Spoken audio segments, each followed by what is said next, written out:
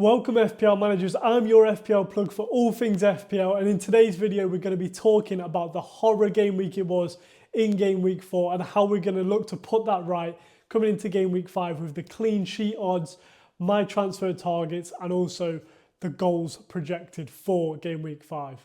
In this video we'll also discuss the best captain for this week and also the best replacements for maybe a budget forward that you might be needing in your teams.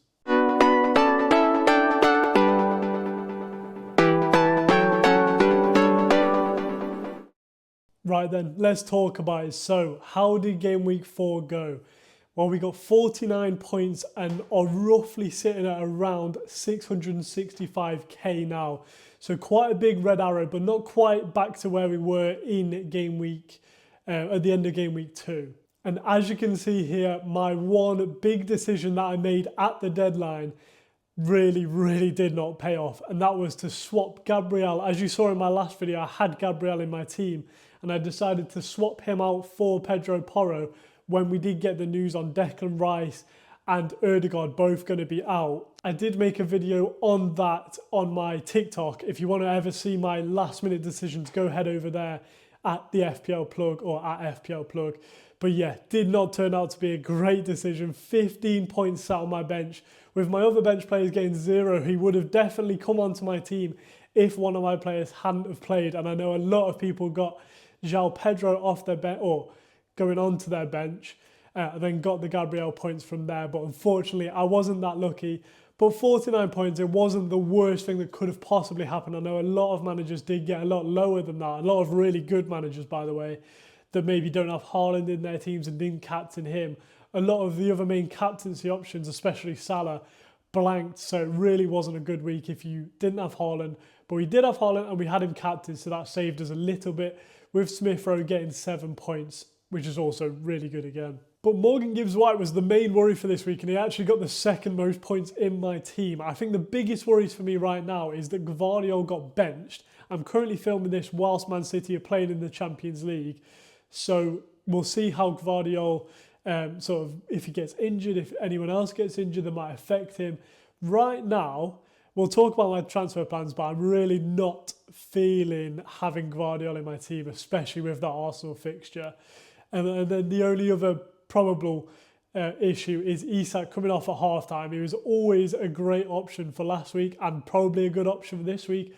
But now that he's injured, we're going to have to see where Eddie Howe sort of sits on, or basically gives us an update on how Isak is getting along in his injury recovery. And apart from that, the main other issue is Eze not being nailed on for penalties. He did have the ball in his hands ready to take the penalty, and then Mateta seemingly just asked for the penalty, wanted to take it more than Eze wanted to.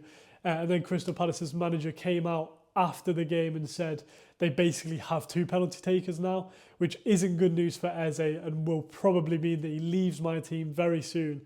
Especially even if I'm not wildcarding in game week 6 or 7 and I want to keep it for a little bit longer, I could then just change Eze for someone like Mbeumo maybe next week. So Mbeumo does have Spurs this week, so not a perfect fixture by any means.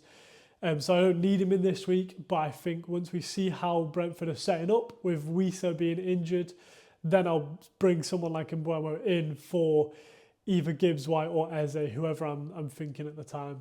But let's move on to how the team currently looks without any transfers being made. As you can see on screen here, this is the Fantasy Football Hub app, and it basically rates your team through the stats. And you can see there that it's only got an 89% game week rating. And this is probably mainly due to having Gvardiol and Gabriel in the team, who are both predicted to score fairly lowly. Although I would say, I personally think that game will be fairly low scoring, especially with Arsenal probably playing a bit more defensively. Now they don't have Ødegaard. I think he's out for around 3 months. But if I'm going to be benching anyone, I would probably bench Gabriel and start Gvardiol or Robertson. Other than that, the team doesn't look too bad for this week, other than Isak, who I may look to get rid of if he is injured, or I almost definitely will look to get rid of if he is indeed injured. And then we'll talk about who I'm going to be replacing him with in the next section.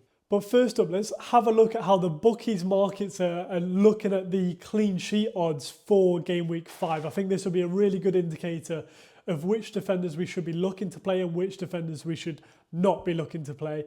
And also, it also shows the projected goals, so we can see which attackers are going to be doing well and therefore maybe who to captain and who we should be playing in our team. So the first thing that I noticed from that graph is that Liverpool is topping both. So for me, that tells me that a Liverpool defender to bring in this week, especially with their decent fixtures coming up as well, is not a bad idea whatsoever, and probably an encouraged idea, and will almost definitely be my main transfer for game week 5. But what it also shows with the predicted or projected goals scored, that they have the most by quite a substantial margin.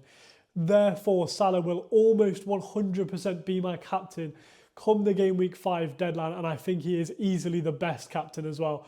Obviously, Erling Haaland has been doing really, really well. Do I expect that to carry on to the Arsenal games? Probably not. Could it? Definitely. But for me, Salah is a much easier captaincy option this week, and maybe someone like Palmer at Chelsea could be a good option as well. But then looking at these odds for the clean sheets, Man City are much, much higher than Arsenal are. So it looks like the bookies are really thinking that Man City are going to do well in that game, especially because they're home, with Ødegaard being out confirmed for sort of 3 months. I think Man City players are the players that you're going to be wanting to play this game week. And then obviously the Arsenal assets are going to be ones that we want to bring in for next game week when they have the really good run of free fixtures. So for me, this just solidifies that I would play Gvardiol over Gabriel. However, it gives me a bit of a conundrum because I did want to bring in Robbo this week for Gvardiol, seeing as though he did get benched for that game last week. Although that might have just been saving him for the Champions League, although they may do that again against Arsenal. I doubt it. I feel like they would put out their full strength squad, and I would assume that includes Gvardiol. But I mean, the clean sheet odds say that Man City are going to do well, or are projected to do well. So it may be that I just keep hold of Gvardiol, bank my free transfer, and then go into game week 6 and bring in Robbo, and then do all the other transfers around the game week 6 plan that I want to do without wildcarding. So with that in mind, let's look at the likely transfers that I'm going to make going into game week 5. I think the main issues that I want to take out on my team is Gvardiol with that bench and Man City not looking amazing for clean sheets, and Gvardiol especially not looking amazing for attacking returns. It would be Gvardiol out for someone like Robbo, like we've spoken about. I think Robbo's got a really, really high ceiling, especially with the fixtures that Liverpool do have, at least for a few more game weeks. And they are the same price, so I can do a straight swap from Gvardiol to Robertson.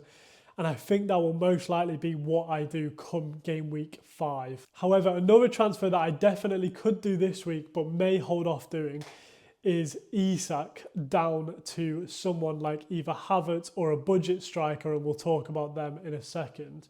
So Isak, I would only probably sell if we get confirmation that he is actually injured going into game week 5.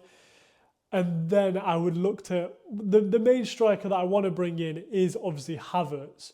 However, if I want to bring in Havertz this week, then he's obviously got Man City and he's not playing as that number 9 with Ødegaard out, or most likely won't be playing as that sort of forwards number 9. So probably becomes less of a desirable asset, so it makes it a bit awkward. I still want him for those Leicester and Southampton games, runner games in game week 6. And if I'm not going to wildcard in game week 6, then I probably need to bring him in now if Isak is injured.